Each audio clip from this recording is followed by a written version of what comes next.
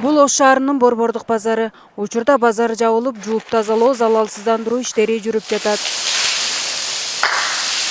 Эми аржуманын дүйшөмбү күнү дем алыш күнү деп жарыяланып, дезинфекциялоо иштери жүрө турган болду. Базарда жалпы 700дөн ашык орун бар. Борбордук базарды жана базардын айланасындагы бүт ишканаларды ошондой санитардык ден уюштуруу боюнча тапшырма берилген.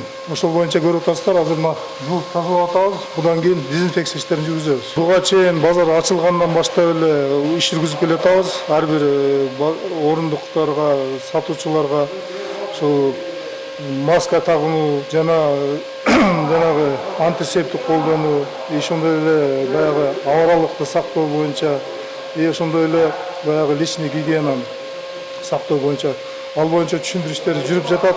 Ар жумуш күндөрү болуп атат андай эле. Өткөндөрдөн бери 4-5 жол эскерттим, мыйзам негизинде жакшына эже жаңылсам, азырына кеткем деле дагы болуп атат. Залалсыздандыруу иштерине карабастан мыйзамга баш ийбей соода жүргүзүп жаткан сатуучуларга да күбө болдук. Милиция кызматкерлери аларга бир канча жолу эскертүү бергендигин айтышат. Же эмне үчүн мыйзамга баш ийбей жатасыз? Азыр эле келип калышыптыр эле дыйкандардын ошончо. Жалган айтпаңыз же. Мен менен 7ден бери сизге эскертип турам. Мына. Кеттим. Өзүңүз дагы бет капсыз отурасыз, кырдаал курчуп жатат, эже коркунуч жаратпай атасызбы? Эми буларга кандай чара колдонулат? Сиз эскертип атасыз. Эскертип атабыз азыр жапжакшына.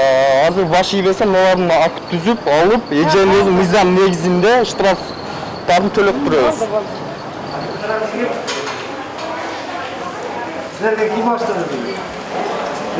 Ошондой эле базар айланасындагы кафе тестатым жайлары дүкөндөрдө жабылышы керек болчу.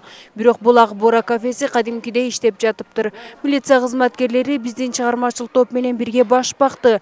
Ичинде тамактанып жаткан элде да кафенин өзүндө да санитардык талап такыр жок экендигин көрүүгө болот. Бул жагдайга байланыштуу кафе администратору бизге сүйлөп берүүдөн баш тартты. Кече жалпы буга чейин да вице-мэр келип тапшырма берген экен, кече да тапшырма берген экен, бирок сиздер мыйзамга баш ийбей ачасыздар да, эмне үчүн? Айтып койбойсузбу? Жок, сиз ашканга билбей эмес да. Ким?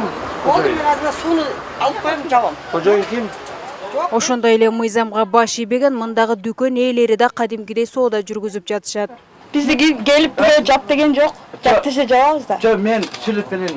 Мыйзам Жалпы боюнча. тапшырма алып атаңыздарбы? Жок, биз уккан жокпуз. Мага берсеңиз. Бизди келип бирөө келип Айтып атып кой же. кеткен. Бери айтып. Жок, ачпаңыз.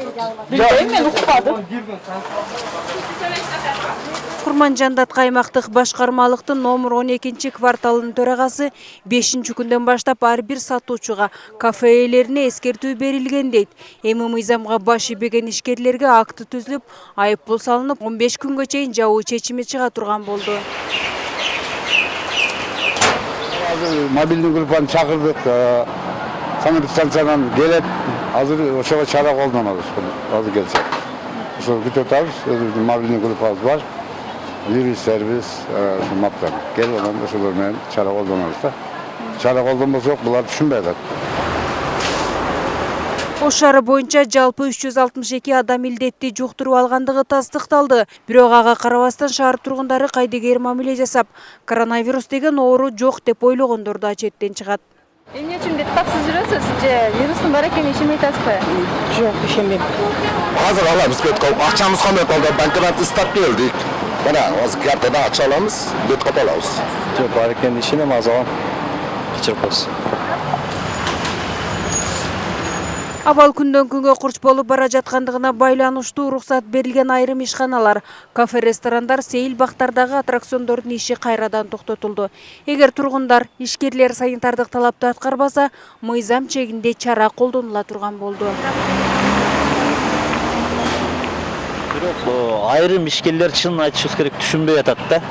Түшүнбөй мындай чечим чыккан менен кээ биргилер аткарбай атат. Элементарный мына той өткөрбөгүлө деп Кыргызстан боюнча уруксат жок, бирок той өткөргөн фактылар катталып атат да. Ошол сыяктуу азыр рейд болуп атат. Ар бирине азыр штраф эми сестен 3000ден 5000ге чейин экен. Аны кээ биргилер төлөп да кое берет экен. Мындайча айткандачы, ошол себептен азыр 15 күнгө чейин жабуу, 15 күндөн көбүрөөк жабуу маселеси каралды. Илдетти токтотуу жана мындан ары жайылтпоо үчүн ар бир жаран өз ден соолугуна кайдыгер мамиле жасабай, санитардык абалды так аткарууга милдеттүү экендигин республикалык штаб эскертет. Фироза Ашымбаева, Айбек Үсөнұлы, Ынтымақ.